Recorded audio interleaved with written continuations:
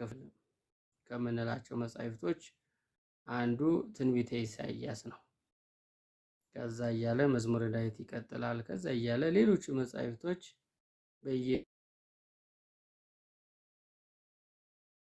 ድንግል ማርያምን ያመሰግኗታል፣ ክብሯን በልዩ መልኩ ይገልጻሉ ማለት ነው። እና ያው ዛሬ አማኑኤል ስለሆነ ወር በገባ በ28 እና በ27 በ29 ልጇ ወዳጇ እርሷ እመቤታችን ድንግል ማርያም ስማቸው ከፍ ብሎ ይጠራል።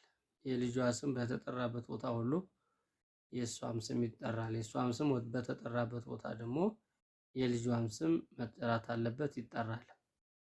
እና ስለዚህ እመቤታችን ቅድስት ድንግል ማርያም በምድር ስትመላለስ ብዙ ገቢረ ተአምራትን ብዙ ድንቅ ስራዎችን አድርጋለች። እመቤታችን በምልጃ በቃል ኪዳኗ እና ወደዚህ እንግዲህ እመቤታችን ድንግል ማርያም ከመወለዷ አስቀድሞ አዳም ከገነት ሲወጣ የአዳም ተስፋ ሆና የተሰጠችው እመቤታችን ነች። አባታችን አዳም እናታችን ሔዋን እነዛ ታላላቅ አንጋፋ የሰው ልጆች ሁሉ የበላይ ራስ መገኛ የሆኑት ከገነት በሚወጡ ሰዓት እያዘኑ እየተከዙ እየተጨነቁ ነው የወጡት እና ከወጡ በኋላ እንግዲህ ብዙ መከራ ደርሶባቸዋል፣ ብዙ ተፈትነዋል። ጠላት ዲያብሎስ ሰይጣን ዲያብሎስ የቅዱስ ገብርኤል ነኝ ብሎ አታሏቸዋል። መሬት ላይ እንደውም አዳም 3 ቀን ወድቆ አደረ። በሶስተኛው ቀን መስዋዕት ለእግዚአብሔር አቀረበ።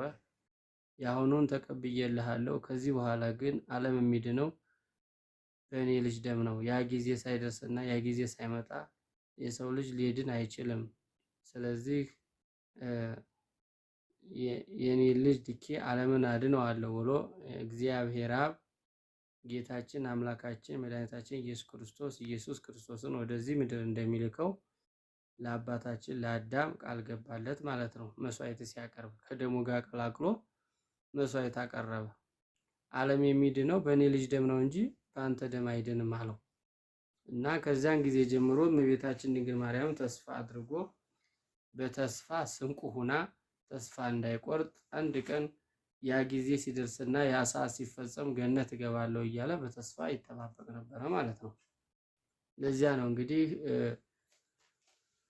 አንቲ ውእቱ ተስፋሁ ለአዳም አመ ይሰደድም ገነት፣ የአዳም ተስፋው አንቺ ነሽ፣ ከገነት በተሰደደ ጊዜ የአዳም ተስፋው አንቺ ነሽ ብለን የምናመሰግናት እመቤታችንን ከዚህ የተነሳ ነው።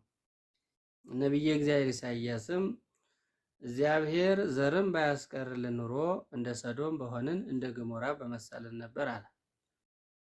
በመጽሐፍ ቅዱስ ስንመለከት ከአባታችን ከአዳም በሴት በኩል እንደመጣች እንዲሁም ደግሞ ከኖህ በያፌትና በሴም በኩል እንደዚሁም ደግሞ ከአብርሃም ወገን ደግሞ በይስሐቅ ነው በይስሐቅ በኩል ከይስሐቅ እንደገና ደግሞ ከሁለቱ በያዕቆብ በኩል ከያዕቆብ ደግሞ በዳዊትና በሌዊ የሚባለው የካህናት ወገን ነው።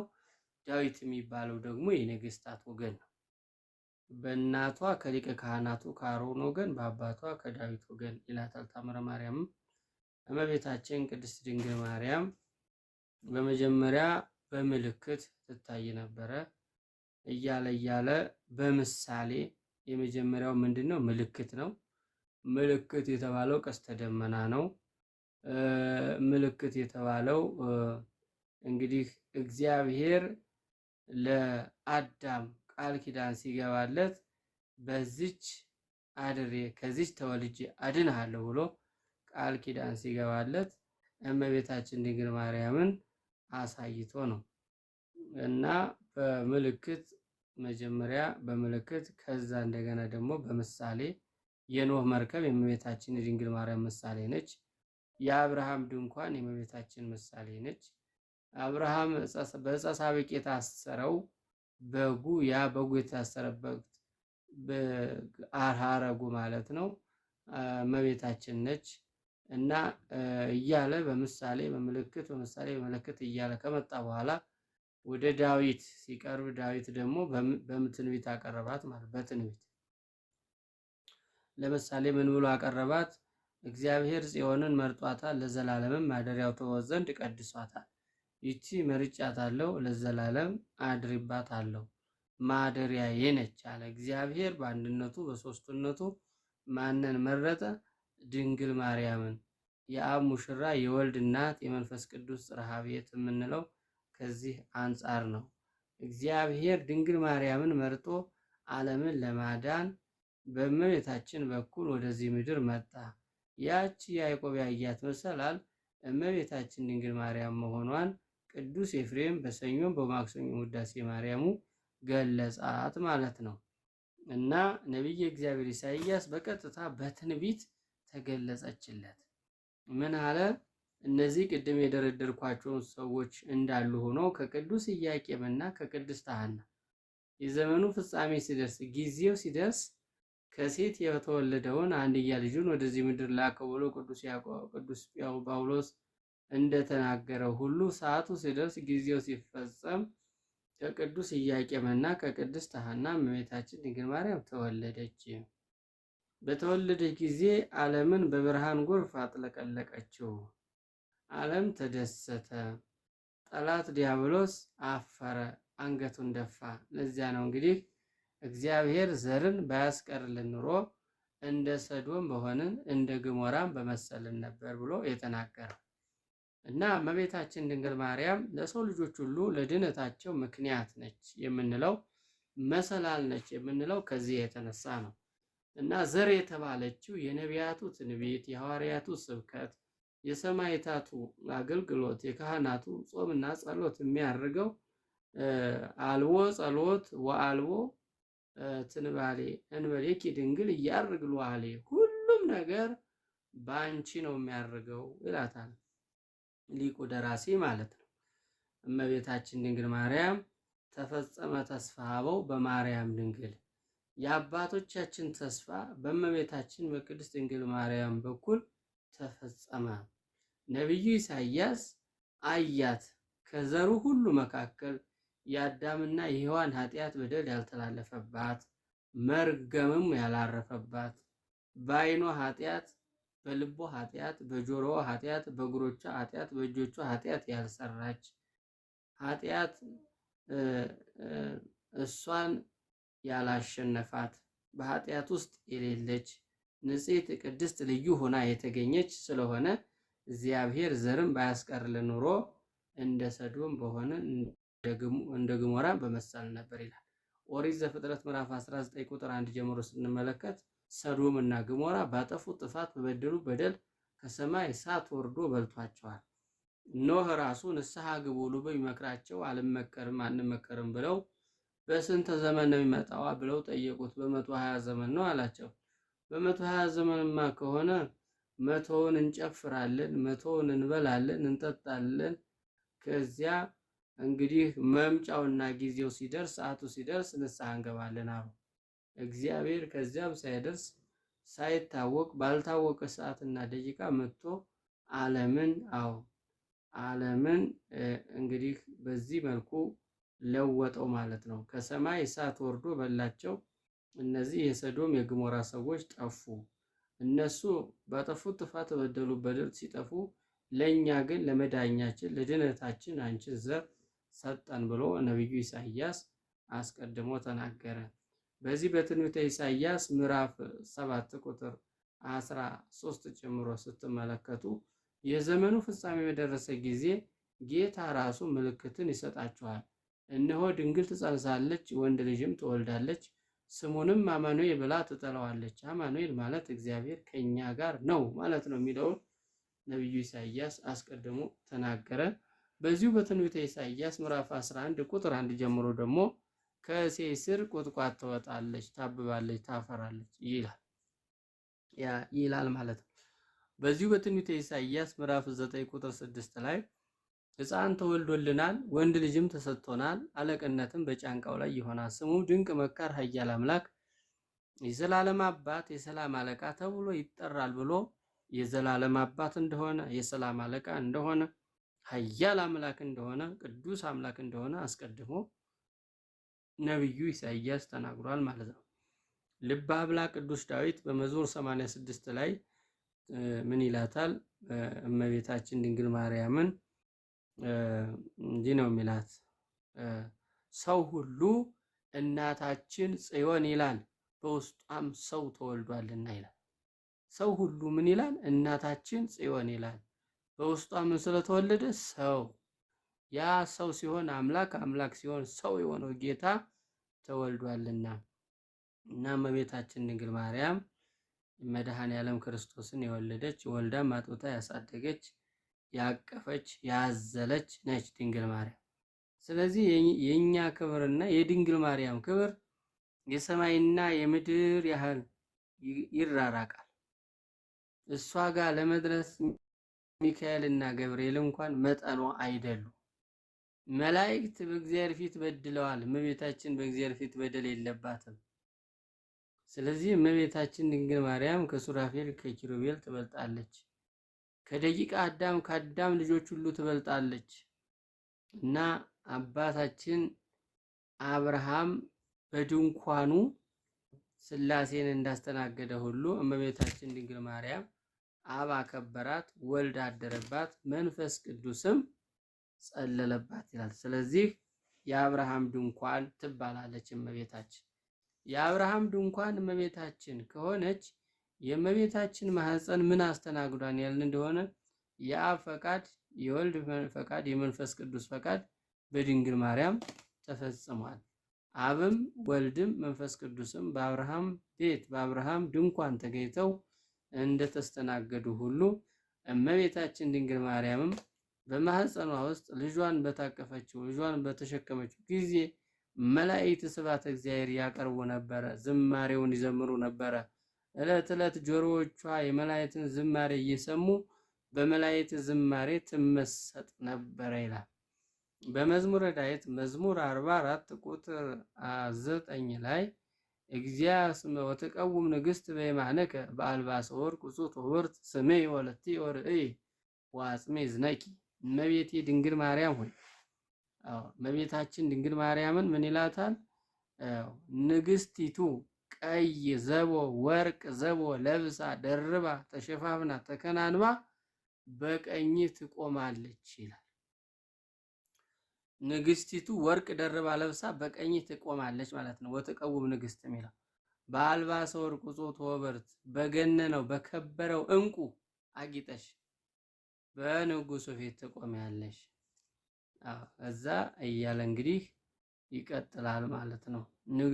እመቤቴ ሆይ ልጄ ሆይ የእናትሽን የአባትሽን ቤት እርሺ፣ ንጉሥ ደም ግባትሽን ወዷልና እያለ ደግሞ ይገልጻል ነቢዩ ኢሳይያስ። ይሄ ምንድነው? ደም ግባት የተባለው ንጽህናዋን፣ ቅድስናዋን፣ ድንግልናዋን በእግዚአብሔር ዘንድ ያላትን ታላቅነት የክብር ጸጋ ነው የሚያሳየው እና እመቤታችን ድንግል ማርያም መልዕልተ ፈጣሪ መልዕልተ ፍጡራን ነች። ከፈጣሪ በታች ከፍጡራን ሁሉ በላይ ነች። የሚበልጣት ፈጣሪዋ ልጇ ወዳጇ ኢየሱስ ክርስቶስ ነው። በዮሐንስ ወንጌል ምዕራፍ 2 ቁጥር 1 ላይ ወይኒኪ አልቦሙ ብላ ልጇን ሂዳ የቀሰቀሰበችበት አንዱ ምንድነው? እመቤታችን ድንግል ማርያም ውሃውን ወደ ወይን ጠጅ መለወጥ ትችል ነበር፣ ግን የኔ ክብር ከሚገለጥ የልጄ ክብር ይገለጥ ብላ የልጇ ክብር ዓለምን የሚከብ የሚሸፍን ስለሆነ የልጇ ክብር ታላቅና ገናና ስለሆነ እንግዲህ እመቤታችን ድንግል ማርያም ለዚህ ሁሉ ክብር ታድላለች ማለት ነው። ሱራፌልና ኪሩቤል መንበሩን ሲሸከሙ በመፍራትና በመንቀጥቀጥ መንበሩን ይሸከሙ ነበር። እመቤታችን ድንግል ማርያም ግን ወልዳ አቀፈችው፣ አቅፋም ጡቱን አጠባችው። እንደ ሕፃን ልብስ እየለበሰ አደገ፣ በእናቱ እቅፍ አደገ ይላል እና የተወደዳችሁ የእግዚአብሔር ቤተሰቦች ሰው ሆኖ ሊያድነን፣ ሙቶ ሊያድነን፣ ተሰቅሎ ተገርፎ ሊያድነን ነው የመጣው። ምክንያቱም ጌታችን ኢየሱስ ክርስቶስ ለ5500 ዘመን በግብርናተ ዲያብሎስ ሲረገጥ የነበረውን አንገቱን የደፋውን አዳምን ከዚያ ከወደቀበት ከአረንቋ ከሲኦል ፈልቅቆ አውጥቶ በክብር ወደ ነበሩበት ወደ ከበረ ርስታቸው ወደ ገነት አስገባቸው።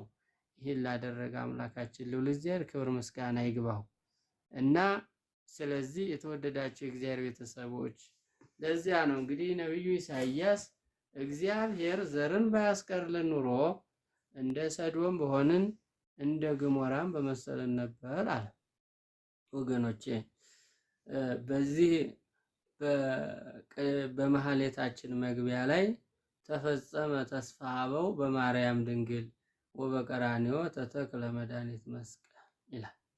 እመቤታችን ድንግል ማርያም የሰው ልጆች ሁሉ የአዳም እና የሔዋን በዚህ ዓለም ላሉ ሰዎች ሁሉ ምንድነው የእመቤታችን የቅድስት ድንግል ማርያም ምልጃ፣ ቃል ኪዳን፣ መመረጥ በእግዚአብሔር ዘንድ ለክርስቶስ እናት ለመሆን በመታደል እንግዲህ እግዚአብሔር በዚህ መልኩ ሰዎችን ያከብራል፣ ከፍ ከፍም ያደርጋል ማለት ነው እና በመንፈሳዊ ሕይወታችን ዝለት እንዳይመጣ፣ ድካም እንዳይመጣ፣ መንፈሳዊነታችን እንደጠነከረ፣ መንፈሳዊነታችን እንዳደገ መቀጠል መቻል አለበት እንጂ ወደ ኋላ ልናፈገፍግ አይገባም።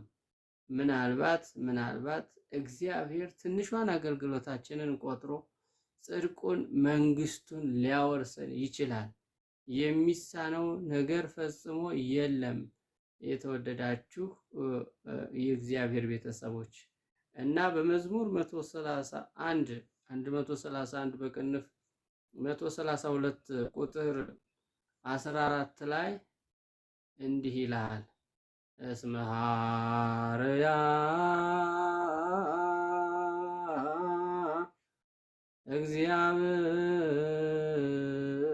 እግዚአብሔር ለጽዮን ወአብደራ ከመ ትኩኖ ማኅደሮ ዛቲ ይእቲ ምዕራፍ ይላለሁ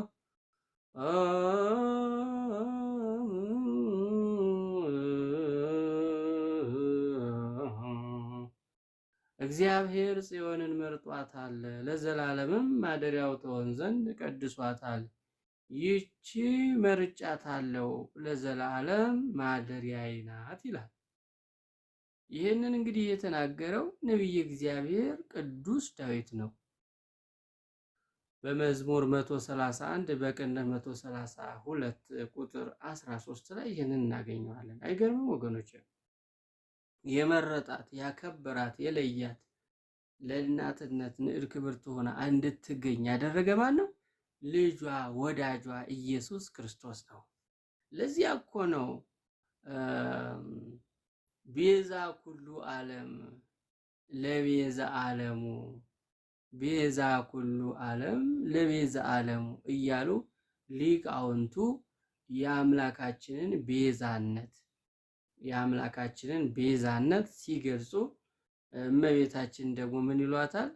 ቤዛዊተ ኩሉ ዓለም፣ አንቺ የዓለሙ ሁሉ ቤዛ ነሽ። ምክንያቱም የዓለም ብርሃን የሆነውን መድኃኔ ዓለም ክርስቶስን ልጅሽን ወልደሽ ብርሃን እንድትሆኚ እግዚአብሔር በብርሃን ጎርፍ እንድንጥለቀለቅ አንቺን ሰጥቶናልና፣ ስለዚህ ካንቺ የተወለደው የዓለም ቤዛ ሲሆን አንቺ ደግሞ ቤዛዊተ ኩሉ ዓለም ትባያለሽ። እሱ የብርሃን አምላክ ሲባል አንቺ የብርሃን እናት ትባያለሽ። እንግዲህ ቤዛነት በጸጋ ነው። አሁን ለምሳሌ የክርስቶስ የባህሪ ነው፣ የእመቤታችን ግን የጸጋ ቤዛነት ነው። የጸጋ ማለት የስጦታ ከእግዚአብሔር መሰጠት። ቤዛዊት እንድትባል የሰጣት ያደላት ማን ነው? ልጇ ወዳጇ ኢየሱስ ክርስቶስ ነው።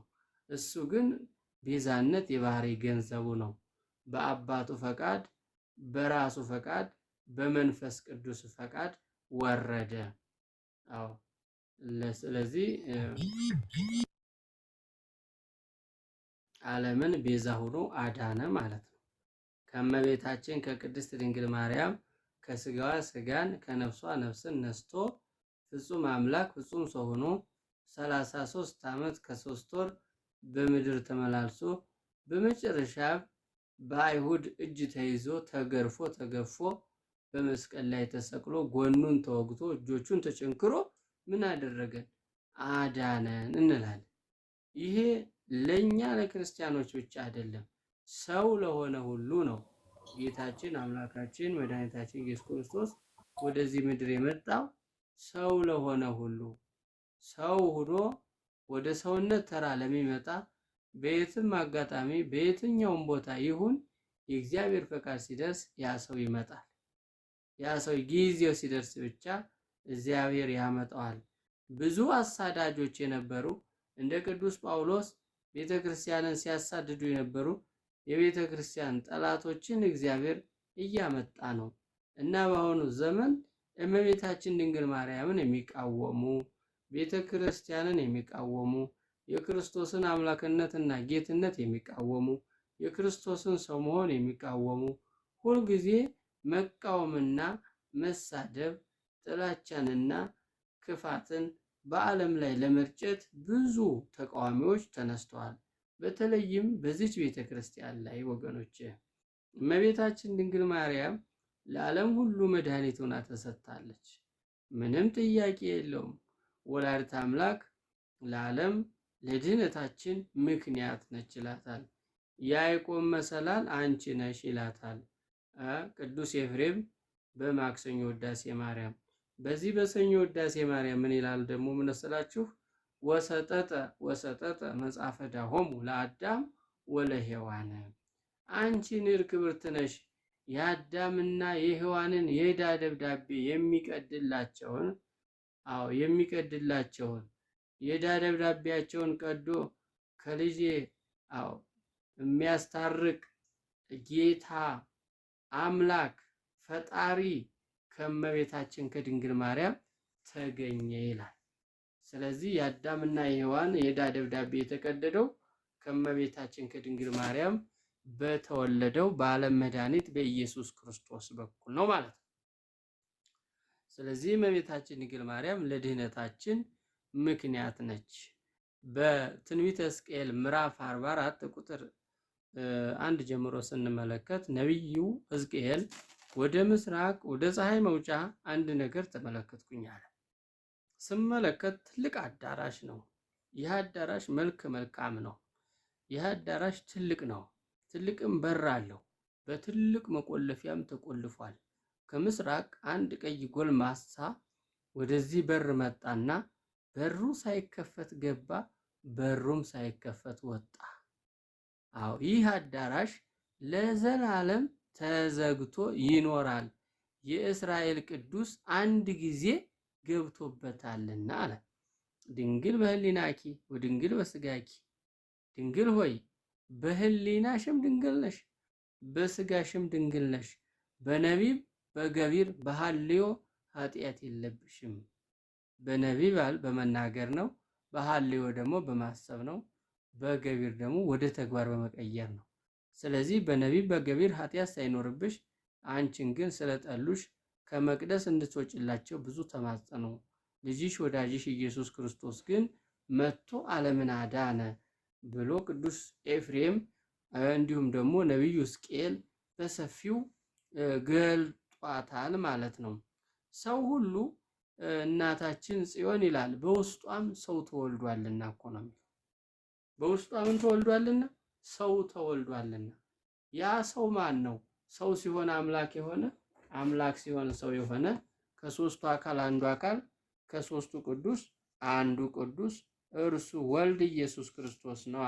ስለዚህ እመቤታችን ድንግል ማርያም ለድህነታችን ምንድነች? ምክንያት ነች።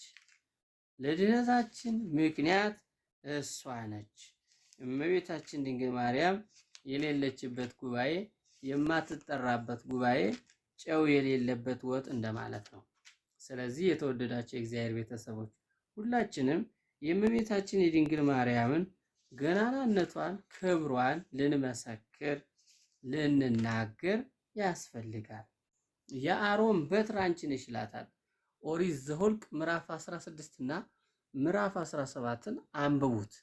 የአሮን በትር ለምንድን ነው የተባለችው ያልን እንደሆነ የአሮን በትር በአንድ ቀን ሌሊት ወደ መገናኛው ድንኳን ገባች። ሌሊቱን ሙሉ ሙሴ ሲጸልይ አደረ በዚች እንጨት ላይ በዚች በትር ላይ የሌሎችም ሰዎች በትር ስለነበረ። እግዚአብሔር ግን የአሮን በትር ለብቻዋ አብባ አፍርታ ገውዝ ለውዝ ሎሚ አብባ አፍርታ ተገኘች፣ ውሃ ሳያጠጧት ማለት ነው። እመቤታችን ድንግል ማርያምም ያለ ዘራ ብሲ ያለ ዘራ ብሲ ጸንሳ ያለ ዘራ ብሲ ወልዳ ያሳደገች ነች።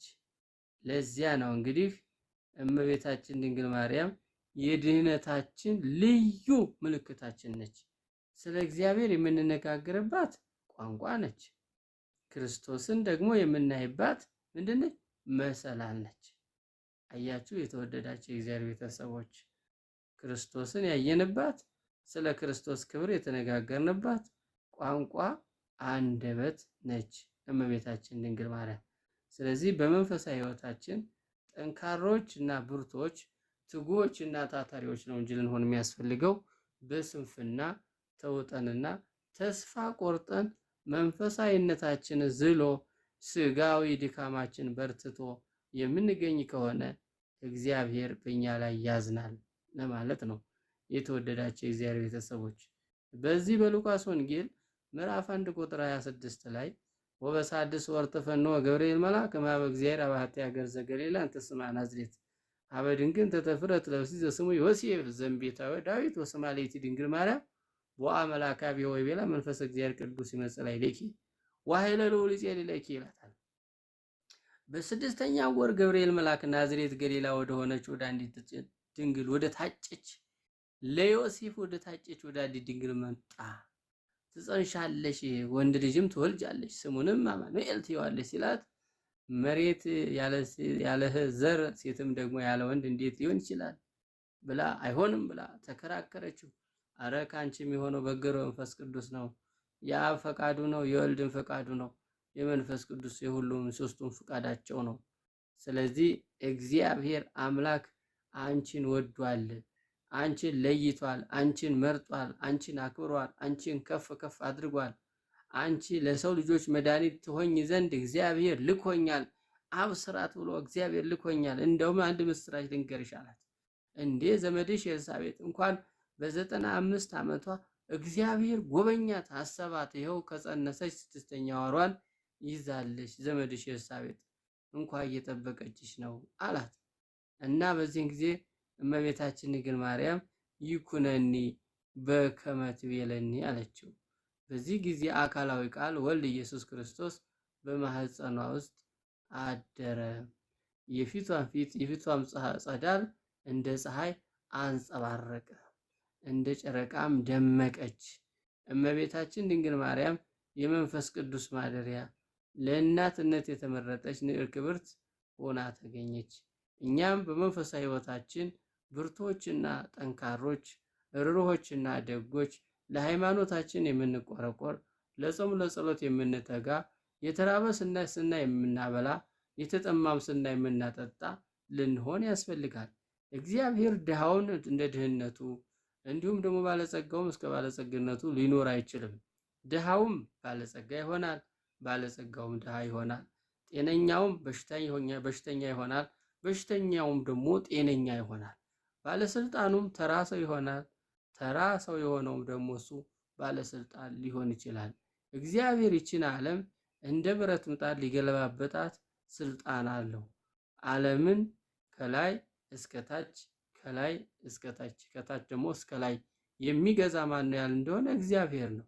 ያለ እግዚአብሔር ፈቃድ ዓለም መኖር አትችልም። የእግዚአብሔር ፈቃድ ስላለ ግን ኃጢአት እየሰራን እየበደልን እግዚአብሔርን እያሳዘን ነው። በእግዚአብሔር ቀን ስጋችንን በእግዚአብሔር ቀን የምድሩን ስራችንን እንሰራለን። እግዚአብሔር ግን አይቶ እንዳላየ ሰምቶም እንዳልሰማ እያለፈ እኛ እዚህ ደረጃ ደርሰናል።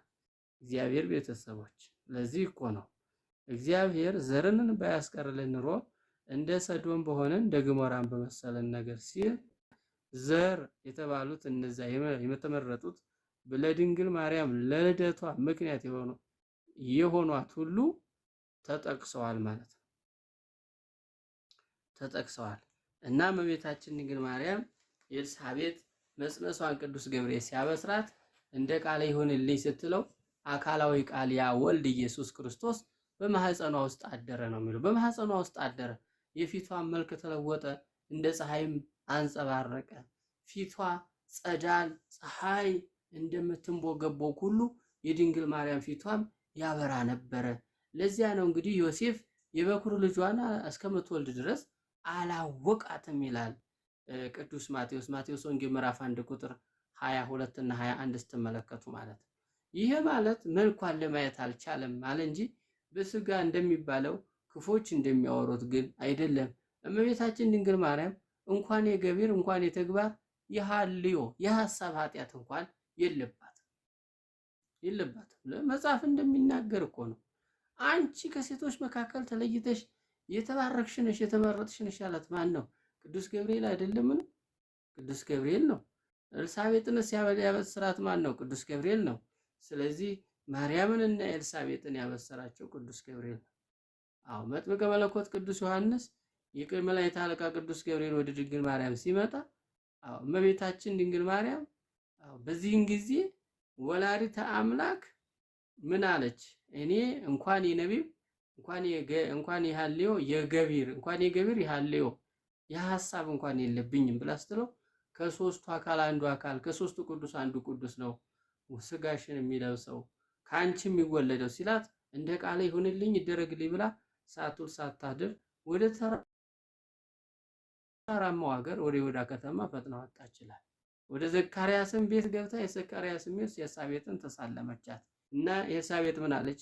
የጌታዬ እናት የአምላኬ እናት ወደ እኔ ትመጪ ዘንድ እኔ ምንድን ነኝ? እነሆ የሰላምታሽ ድምፅ በጆሮዬ በመጣ ጊዜ ጽንሱ በማህፀኔ ውስጥ በደስታ ዘለለ አለች። እና እመቤታችን ድንግል ማርያም ደግሞ ምን አለች? እነሆ ከዛሬ ጀምሮ ትውልድ ሁሉ ብፅዕት ይሉኛል፣ ታላቅ ስራ ለኔ ያድርጓልና ስሙ ቅዱስ ነው፣ ለሚፈሩት ምሕረቱ እስከ ትውልድና ትውልድ ድረስ ይቀጥላል፣ በክንዱ ኃይልን አድርጓለች። ክንዱ የተባለው ማን ነው የተባለ እንደሆነ አምላካችን ፈጣሪያችን ኢየሱስ ክርስቶስ ነው ክንድ የተባለው። ለዚያ ቅዱስ ዳዊት ምን አለ? ፈኑ እዴከ ማርያም አድነኒ ባልሃን የማይብዙ እባክህ ከሰማይ ከአርያም ክንድህን ላክልን አድነንም ብለውታል። እና ቅዱስ ዳዊት ምን አለ? ናሁ ሰማይናሁ በኤፍራታ ወረከብናሁ ውስተ ኦመ ገዳም፣ እነሆ በኤፍራታ ሰማነው በዱርም አገኘነው ይላል። ኤፍራታ የተባለችው ቤተልሔም ነች። ያቺ የተወለደባት ደግሞ ዋሻዋ የከፍቶቿ ግርግም ነች። ስለዚህ እግዚአብሔር ዘርም ባያስቀርልን ኑሮ እንደ ሰዶም በሆንን እንደ ገሞራም በመሰልን ነበር አለ። እንዲያውም በዚህ በሉቃስ ወንጌል እንደምንመለከተው አንድ ስምዖን የተባለ አረጋዊ ምንድነው ያለው? ይሄ እግዚአብሔር ይመጣል የሚለው ድንግል ትጸንሳለች የሚለው እንዴት ሊታመን ይችላል ብሎ በተደጋጋሚ ሲጠይቅ ያመንክበትን ሳታየው አትሞትምና ወደ ሌላ ሀገር ሂደህ ይህንን ታምር እስከምታይ ወይም ደግሞ የክርስቶስን አምላክነት በምድር ተገልጦ እስከምታይ ድረስ መሞት አትችልም። አልጋ ላይ ተጣቅቀህ ትኖራለህ፣ ትቀመጣለህ። ያኔ እርሱ ትንቢቱ ሲደርስ ሰዓቱ ሲፈጸም የመወለጃው ጊዜ ሲደርስ ያኔ ትሄዳለህ ብሎ እግዚአብሔር መንፈስ ቅዱስ ነገረው ማለት ነው። ስለዚህ እግዚአብሔር መንፈስ ቅዱስ ከኛ ጋር ሆኖ ስራውን ይሰራል። የታመሙትን ይፈውሳል፣ የወደቁትን ያስነሳል፣ የተጨነቁትን ከጭንቀት ይገላግላቸዋል፣ ያዘኑትንም ከሀዘናቸው ያሳርፋቸዋል። እና እኛም ዘር የተባለችው ድንግል ማርያም ስለሆነች ዘር የተባለችው ወላዲተ አምላክ ስለሆነች አዳምና ሔዋን ባጠፉት ጥፋት በደሉ በደል እግዚአብሔር ፈርዶባቸው ነበረ። ጊዜው ሲደርስ ግን እሱ ራሱ ተገፎ እሱ ራሱ ተገርፎ እግዚአብሔር አንድ ጊዜ ሲያከብር ያከብራል፣ ሲያዋርድም ደግሞ ያዋርዳል። እንደ እግዚአብሔር ፈቃድ ሆነን ካልተገኘን እግዚአብሔር ራሱ እርምጃውና ውሳኔው ከባድ ነው። ስለዚህ እኛም ከኃጢአት ርቀን ንጽህናን ጠብቀን ቅድስናን መንፈሳዊነትን ገንዘባችን አድርገን እግዚአብሔር በቤቱ እንዲያኖረን ፈቃዱ ይሆንልን። የሁላችንንም መድኃኔዓለም ክርስቶስ መጨረሻችንን ያሳምርልን። ለዚያ እኮ ነው ቅድስት ኤልሳቤጥ የጌታዬ እናቱ አለች። የአምላኬ እናቱ፣ የፈጣሪዬ እናቱ ወላዲተ አምላክ እንዴት ሊሆን ይችላል? እንኳን የገቢር ያህልዮ የለብኝም አለች። አይ በአንቺም የሆነው በግብረ መንፈስ ቅዱስ ነው፣ በፈቃደ እግዚአብሔር በምክረ ካህን ነው። የተወደዳቸው እግዚአብሔር ቤተሰቦች፣ ስለዚህ እግዚአብሔር አምላካችን እንዴት አድርጎ እንደሚታደገንና እንዴት አድርጎ እንደሚያድነን ከልባችን ማወቅ መረዳት ነውና፣ ስለዚህ የተማርነውን ትምህርት በልቦናችን ሰሌዳ ላይ እንዲጽፍልን፣ ስለ አንዱን ፈንታ 30 እና 60 100 ያማረ ፍሬ እንድናፈራ ፈጣሪያችን አምላካችን ኢየሱስ ክርስቶስ በቸርነቱ በምሕረቱ ይርዳን። እመቤታችን በምልጃዋ በቃል ኪዳኗ አትለየን። እግዚአብሔር ዘርም ባያስቀርልን ኑሮ እንደ ሰዶም በሆንን እንደ ገሞራም በመሰለን ነበር ብሎ ነቢዩ ኢሳይያስ ተናግሯል። እና ዘር የሆነችን መድኃኒት የሆነችን ለአንገታችን ማህተብ ቀና ብለን እንድንሄድ ያደረገችን ድንግል ማርያም ውለታዋ ተነግሮ ተሰፍሮ ተቆጥሮ አያልቅም። ስለዚህ ወላዲተ አምላክ ስሟን ለጠራ መታሰቢያዋንም ላደረገ በአማላጅነቷ ለታመነ ሴት ልጁን ወንድ ልጁን በስሟ የሰየመውን ሁሉ እምርልሻለሁ፣ ገነትን መንግስተ ሰማያትን አጎናጽፍልሻለሁ፣ ካላመንሽኝ አማናዬ ብዬ በራሴ እምልልሻለሁ አለ። እግዚአብሔር ለድንግል ማርያም ይህንን ቃል ኪዳን አቆመ።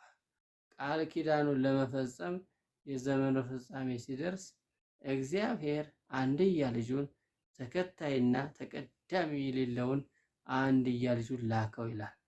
በዚህ በመጽሐፈ ሲራክ ምዕራፍ 24 ቁጥር 5 ላይ የ5500 ዘመን ብሎ ይናገራል። 5500 ዘመን ሲፈጸም ኢየሱስ ክርስቶስ ከማርያም ተወለደ። 12ቱን ጠራ፣ 72ቱንም ጠራ፣ 36ቱንም ጠራ። ቁጭ አድርጎ መከረ።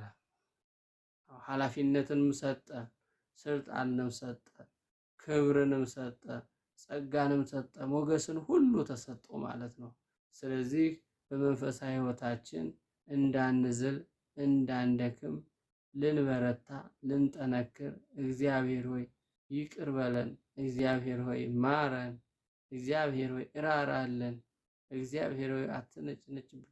እግዚአብሔር አምላክ ሁልጊዜ ከአንተ ጋር ነውና እግዚአብሔር ሁልጊዜ በቸርነት በምሕረትህ ይጠብቅሃልና ቀና እንድትል ቀና ያደረገን እሱ አንገቱን ደፍቶ እኛን ቀና፣ እሱ ተገርፎ እኛ ከግርፋት ነፃ እንድንወጣ፣ እሱ ታስሮ እኛ እንድንፈታ፣ እሱ ተራቁቶ እኛ የጸጋን ልብስ እንድንለብስ አድርጎናልና ስሙ ለዘላለም የተመሰገነ ይሁን።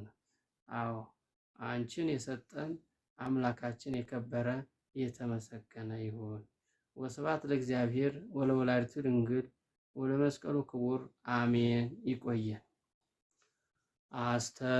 አስተምሮናልና መክሮናልና ገስጾናልና አስተምሮናልና መክሮናልና ገስጾናልና እግዚአብሔር ይድረሰው ምስጋና፣ እግዚአብሔር ይድረሰው ምስጋና፣ እግዚአብሔር ይድረሰው ምስጋና፣ እግዚአብሔር ይድረሰው ምስጋና። አስተምሮናልና መክሮናልና ገስጾናልና አስተምሮናልና መክሮናልና ገስጾናልና እግዚአብሔር ይድረሰው ምስጋና፣ እግዚአብሔር ይድረሰው ምስጋና፣ ለእግዚአብሔር ድረሰ ምስጋና ለእግዚአብሔር ድረሰ ምስጋና አስተምሮናልና መክሮናልና ገስጾናልና አስተምሮናልና መክሮናልና ገስጾናልና እግዚአብሔር ድረሰ ምስጋና ለእግዚአብሔር ድረሰ ምስጋና ለእግዚአብሔር ድረሰ ምስጋና ለእግዚአብሔር ድረሰ ምስጋና ነአምን በአብ ወነአምን በወልድ ነአምን በአብ ወነአምን በወልድ